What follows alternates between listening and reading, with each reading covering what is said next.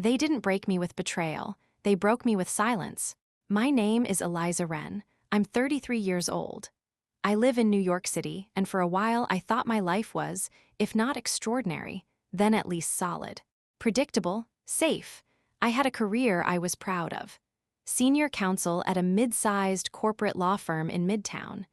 A one-bedroom apartment with floor-to-ceiling windows and too many plants I kept forgetting to water. And I was engaged to a man who, on paper, seemed perfect for me, Ethan Langley. We met at a partner's holiday party 5 years ago. He was quiet, polished, thoughtful in that textbook finance way. He didn't interrupt. He didn't grandstand. He remembered how I liked my coffee after the third date, and I was exhausted. I had dated firestorms before. Ethan felt like exhale. We weren't fireworks. We were a slow-building hearth. Steady, practical. Boring, some might say, but I wasn't looking for chaos. I was looking for something that held. The wedding was set for May. Nothing extravagant, just a ceremony at the Brooklyn Botanic Garden, followed by dinner under string lights with 25 people who actually knew our names. Ethan let me handle most of the details, said he trusted my taste, that he just wanted to marry me, and I believed him until the Tuesday before the final dress fitting. I came home early that evening. It was unseasonably warm for April, one of those days where the city smells like thawed pavement and budding trees. I remember walking past the fruit vendor outside my building and thinking how sweet the mangoes looked in the dusk light. Upstairs, the apartment was quiet. No music, no news on in the background, just the hum of the dishwasher and the faint sound of voices from the study, low, close, intimate. I don't know why I didn't call out. Maybe something in me already knew. I walked slowly, each step on the hardwood floor a warning bell in my own chest. When I reached the doorway, I didn't even need to push it open. It was ajar, just wide enough for me to see him. Ethan. And beside him, leaning one hand on the edge of his chair, her head tilted in that syrupy, casual way she always had when she wanted something. Sienna, my sister. She was laughing at something he said. Her hand brushed his sleeve as if it belonged there, and he didn't flinch. He just looked at her, soft and unguarded, the way a man should only look at one woman. And that woman wasn't me. They didn't see me at first. I stood there, frozen, not angry, not hurt, just suspended, like my breath had left the room before I could catch it. It wasn't the kiss. There wasn't one. It was the absence of guilt, the familiarity, the ease, the way his hand grazed her wrist like it had done it a dozen times before. And when they did finally notice me, when Sienna turned, her smile faltering just an inch and Ethan sat back in his chair like a man caught holding a flame, there was no apology. No scrambling, no explanation, just that terrible, unforgettable stillness. I didn't speak, I didn't scream, I walked away. I packed that night in silence, took down the whiteboard with wedding checklists, folded the invitation proofs, left the keys on the kitchen counter with a note that read simply, "Don't contact me, ever." By morning, I was gone, not just from that apartment, from the city, from the version of me who thought safety came from control, from politeness, from swallowing every unease and calling it loyalty. I didn't tell my parents. I didn't wait for Sienna's call, though I doubt she ever made one. What do you say to the sister you quietly replaced? You don't say anything. Because in our family, silence has always been easier than honesty. I didn't leave to disappear. I left to remember who I was before they decided who I should be. I didn't go to Paris. I didn't run to a beach town in California or some picturesque village where women in movies go to find themselves over wine and wind chimes. No, I went to Boston. In February. Cold, gray, unremarkable Boston. Because anonymity doesn't need sunshine, it needs silence. I took a job no one expected me to take. A legal investigator position at a nonprofit firm that specialized in forensic auditing and corporate misconduct. The kind of work I used to call unglamorous back when I cared about titles more than truth. But now, truth was all I wanted. No clients to impress, no heels, no perfectly staged meetings. Just paper trails, signed statements, digital footprints, and the quiet satisfaction of uncovering lies with facts. And most importantly, no one there knew me as Sienna's sister or Ethan's almost wife. I was just Eliza, sharp-eyed, precise, focused. The apartment I rented was barely 600 square feet, with squeaky floors and a view of the alley behind a bakery. Every morning, the scent of burnt sugar and yeast drifted through my windows. I started running. Slowly, awkwardly at first. 5 blocks, then 10. I joined a small public library. I bought second-hand sweaters and started playing the piano again on a keyboard I found in someone's moving sale. I deleted all my social media accounts. I bought a flip phone. For 6 months, I didn't speak to anyone from home. And for once, no one noticed. Or maybe no one dared, but the silence wasn't empty. It was clarifying. Without their voices, I could finally hear my own. And it said, "You were never hard to love. They were just lazy with your heart." I stopped wondering why Sienna did it, because that question was a trap. The real question was why I spent years shrinking myself so she wouldn't feel small. We weren't close as adults, not really, but people loved to say we were, because that's easier than confronting the quiet jealousy no one admits to. Sienna was loud, magnetic, the spotlight incarnate. I was measured, steady, invisible, even when I was the one holding everything together. She used to say I was too serious, that I overthought everything. But maybe overthinking is just what people call it when you notice too much. Like how she always flirted with my boyfriends in college, or how she introduced Ethan as your corporate Ken doll the first time she met him. I had laughed it off, of course. Because that's what good sisters do, right? They pretend it doesn't sting. Boston gave me space. And in that space, I remembered how much of myself I had handed over without receipt. I didn't want revenge. I didn't want to prove anything. I just wanted my peace back. And when I stopped performing strength, I started building it. 3 years passed. Quietly. Deliberately. And then one ordinary Thursday morning, I walked into a conference room expecting to meet with a potential client about a complex investment acquisition, and met a man whose calmness felt like a lake you could finally rest beside. His name was Jonas Wyatt, and without knowing it, he would change everything. Some people enter your life like a storm. He entered like a door you forgot had always been open. His name was Jonas Wyatt.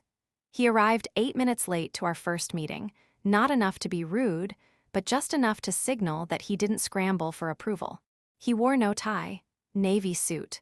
Crisp, quiet, intentional. His handshake was firm but not performative, his voice low and even, as if he'd never needed to raise it to command a room. He didn't introduce himself as CEO of Echelon Strategic Capital, though that's what he was. The man in charge of a multi-billion-dollar investment firm with clients spanning 3 continents. No, he simply said, "Jonas Wyatt. I've read your work, you ask the right questions." I didn't blush, I didn't stammer. I nodded, offered a folder of preliminary reports, and told myself not to read into it. He was a client, a high-level one. My job was to review the integrity of target companies before his firm bought into them. A due diligence specialist with a sharp pen and no tolerance for executive ego.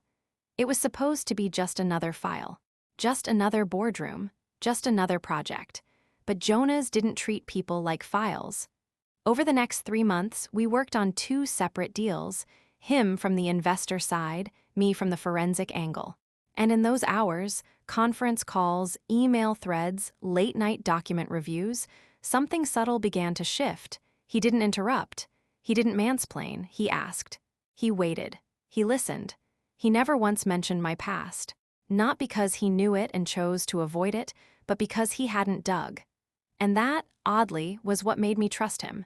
He wasn't trying to connect dots. He was building something new. Our first real conversation that wasn't about numbers happened over lukewarm coffee in the firm's shared lounge. I was reviewing a breach clause. He walked in, glanced at my mug, and said, almost absent-mindedly, "They always over-roast the dark blend here. I bring my own beans." I looked up curious. "Are you one of those pour-over loyalists?" He smiled. "French press, but I won't evangelize. You look like someone who makes her own rules." I blinked, then laughed. I hadn't laughed that easily in a long time. That's how it started. Not with roses, not with declarations, with respect. With side comments about books. Shared silence on the elevator ride down.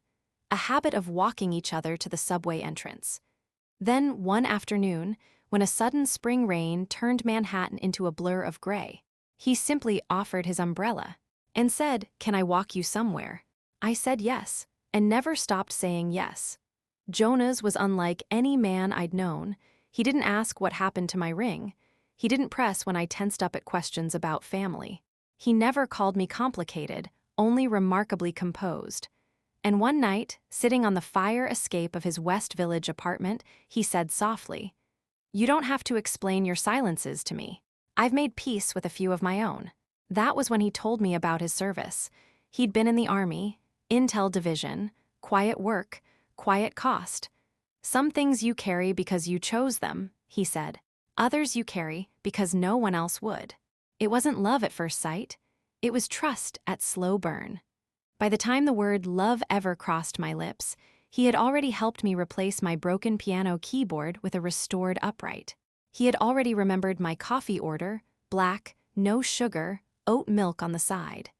He had already fixed the hinge on my closet door and left a handwritten note on my fridge that said, "You are not too much. You were just in rooms that asked for less." 1 year after that first meeting, he asked me to marry him. No ring, no fireworks, just a folded piece of paper at the bottom of my research binder. Inside, it read, "Let's build the kind of quiet neither of us has to heal from." I said yes. We married in the back room of a courthouse with 2 retired clerks as witnesses. No one from my family knew, not because I was hiding, but because some things, once sacred, no longer needed an audience. Funny how life always loops back, right when you finally stopped looking over your shoulder. It started like any other assignment. Another due diligence case, flagged for pre-investment review. A mid-sized beauty company based in New York was seeking Series C funding to scale internationally. Revenue looked solid. Growth was aggressive. And Echelon Strategic, Jonas's firm, was interested. I was pulled into the project quietly. As usual, same checklist, executive structure, financial history, IP ownership, pending litigation, internal governance. Nothing unusual. Until the company name blinked on the header of the PDF. Sienna Lux Beauty, Inc., I stopped breathing. I stared at the screen, willing the letters to rearrange into something else. But they didn't. Sienna Lux, my sister's company. Founded 6 months after I vanished from New York. Funded in part, ironically, by Ethan's contacts in venture capital. I'd heard the name in passing once or twice in industry reports. I never cared enough to dig. Now it was sitting in my inbox like a slow-burning match. Jonas walked in with 2 coffees before I could close the file. "I thought this might be your kind of case," he said, setting the mug beside my hand. "Founder-led brand. Strong numbers, some mess under the surface. You like puzzles." I nodded, my voice steady only because I'd trained it to be. "Sure," I said. "Let's see if they're worth the investment." For the next 2 weeks, I did what I always do. I read everything: tax records, vendor contracts, employee complaints, board meeting transcripts. And buried in the fine print, I found things, small things, out of place. Minor discrepancies in stock option allocations. Vendor kickbacks dressed up as consulting fees. And an internal email chain, clipped, panicked, about a former chemist accusing the company of violating non-disclosure agreements. I flagged them all. I wrote it up in neutral legal language. No emotion, no suggestion of bias, just facts. But inside, a slow, strange pressure was building. Not rage, not dread, clarity. One night, Jonas came home from a late dinner meeting and found me still at the dining table, glasses slipping down my nose, hair tied up like a battle flag. He looked at the stacks of printed contracts and then at me. "Eliza," he said, "you haven't blinked in 10 minutes. I leaned back in the chair.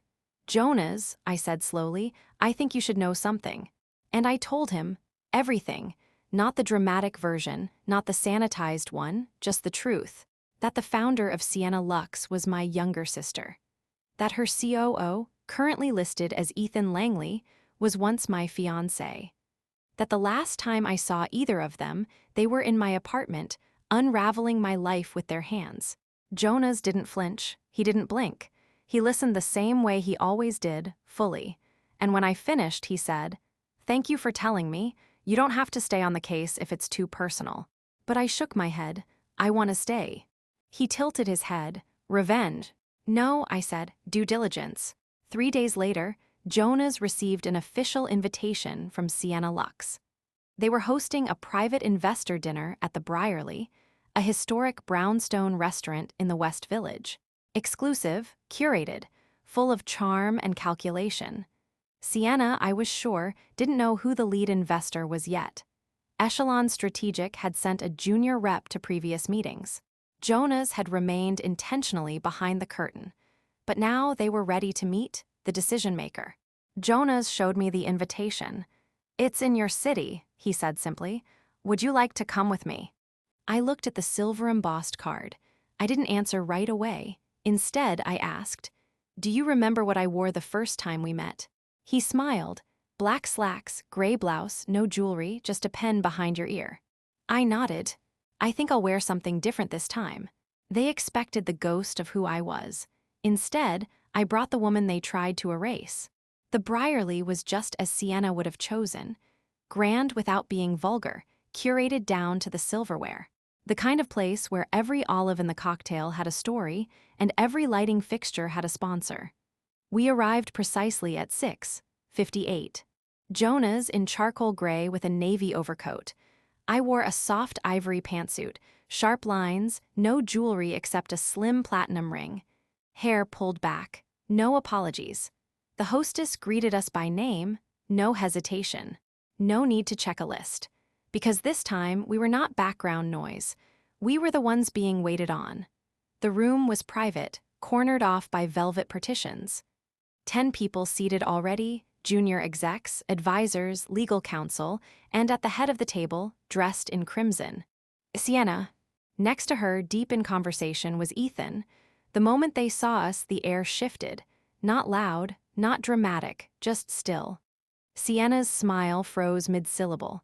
Ethan blinked like he'd just seen a ghost. I met their eyes calmly. Then looked away. Jonas extended a courteous nod and took the seat next to me, unfazed, as if none of this mattered more than the wine list. Introductions were made, business pleasantries exchanged. No one mentioned our names directly, yet every glance told a story. Sienna fumbled first. "I wasn't expecting you both to attend," she said lightly, her voice trying to float above the tension. Jonas smiled. "We prefer to get to know our portfolio partners personally." Ethan, ever the strategist, leaned forward. "And you are." Jonas didn't answer. He turned to me instead. "Eliza," he said softly, "would you like to introduce us?" I looked at Ethan, then at Sienna, and I smiled. "This is my husband," I said, "Jonas Wyatt, CEO of Echelon Strategic Capital." You could hear a fork drop. Ethan exhaled slowly. Sienna's wine glass remained suspended in the air. "Married?" she asked, with that same syrupy lilt she used on magazine interviews. "Since when?" I tilted my head. Long enough to know better than to invite family. The first course arrived. We ate, we sipped, and Sienna tried valiantly to recover. She spoke about growth, branding, sustainability, social impact, words she knew how to weaponize. But she never quite met my eyes again. And Ethan, he barely touched his food. Jonas, to his credit, asked all the right questions, firm, measured, surgical. I simply observed. It was almost clinical. Until dessert, when Sienna couldn't help herself. She lifted her glass and tapped it twice. Clink, clink. A performance was coming. I could feel it. "I just want to say," she began, "how truly honored we are to sit at this table, especially with Eliza here. It's rare to have family involved in business, isn't it?" Polite chuckles from the table. I didn't move. "And it's even more touching," she continued, "to see her, thriving, after such a difficult few years. I'm sure we all remember how hard it was when things fell apart with Ethan." "Sienna," Jonas said. His voice wasn't loud. It didn't need to be, but the room stilled. He turned to her, calm but steel-edged. "This is an investor meeting, not a family dinner. I recommend we stay on topic." Sienna blinked. Ethan finally spoke. Quiet. Controlled. "Jonas is right," he said, looking not at her but at me. "Let's not drag personal history into this." He looked smaller somehow, like the suit no longer fit him the way it used to. After dinner, Jonas stood. "We'll review the final reports and circle back," he said to the table. "Thank you for your time." And just like that, we stood to leave. But before we reached the door, Sienna called out, "Eliza, wait." I turned. Her voice had lost its shine. "You're really not going to say anything?" I paused, then walked back 3 steps no more, and said evenly, "You already said everything, with your silence." Then I walked out, and this time I didn't look back. Power isn't loud. Sometimes, it simply enters the room and closes every back door you thought was still open. 2 days later, we were in Jonas's office. High floor, wide windows, city below looking like a simulation. I handed him the final report. He didn't ask me what it said. He already knew. He trusted me, not because I was his wife, but because I had never once handed him anything incomplete. Still, he flipped through the pages quietly. Vendor inconsistencies. Whistleblower complaint redacted too late. Inflated ad metrics paired with phantom affiliate links. And tucked at the end, a small note from legal regarding pending arbitration with a former investor, sealed but suspicious. Jonas exhaled, closed the folder, and looked at me. "What's your call?" I didn't hesitate. High risk. Brand image is curated but internally unstable. Founders are reactive. Leadership cohesion, weak. He nodded slowly. "Good product, poor foundation." Silence stretched between us for a moment. Then he said, "You know they'll scramble." "I expect they already are." That afternoon, a formal email went out from Echelon Strategic Capital. After internal review, Echelon has decided not to pursue investment in Sienna Lux Beauty at this time. We wish them continued success. It was simple, clean, devastating.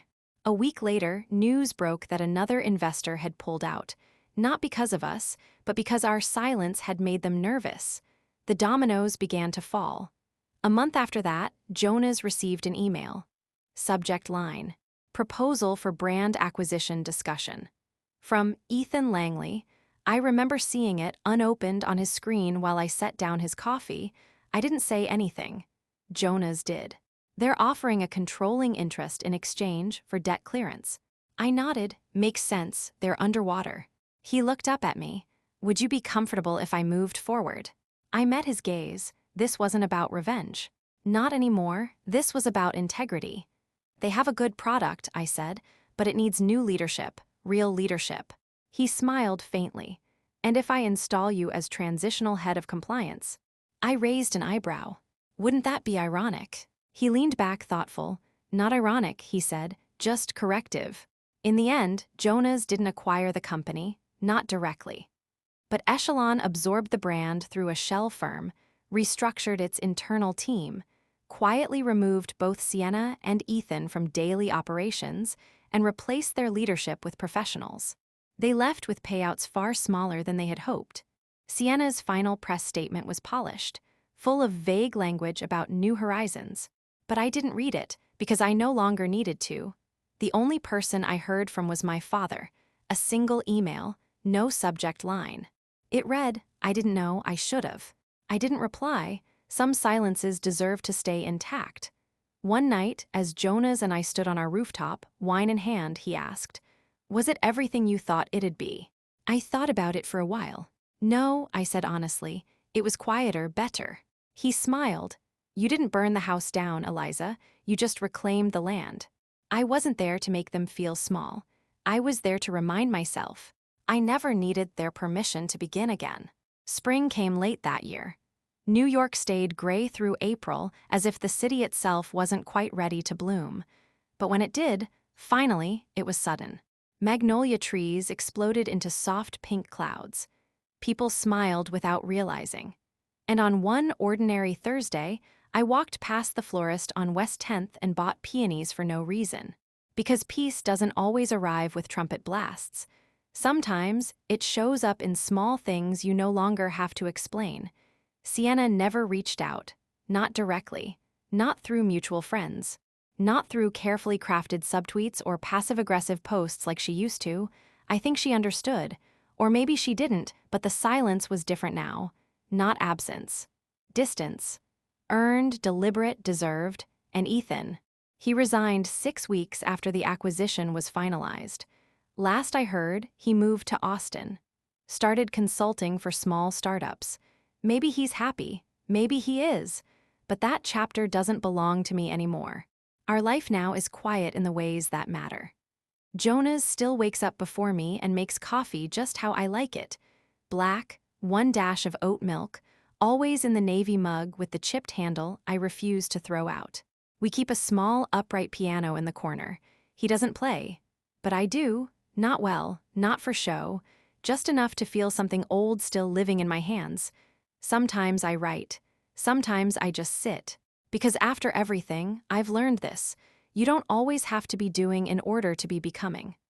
A few weeks ago, my old firm emailed, asking if I'd speak at a panel about ethics in investment law. The irony didn't escape me. I said yes, not because I needed to prove anything, but because I remembered the younger version of myself, frozen in a doorway, watching a betrayal unfold in silence, and I wanted her to know, you made it out. Not because you fought louder, but because you walked away anyway. On the night of the panel, as I stepped off the stage, a young woman approached me with tears in her eyes. Your words, she said, felt like something I've needed to hear for years. I smiled. You already knew them, I told her. You just needed permission to believe them. Later, Jonas and I walked home through the village, the air warm, city lights soft. He reached for my hand as we crossed 7th Avenue.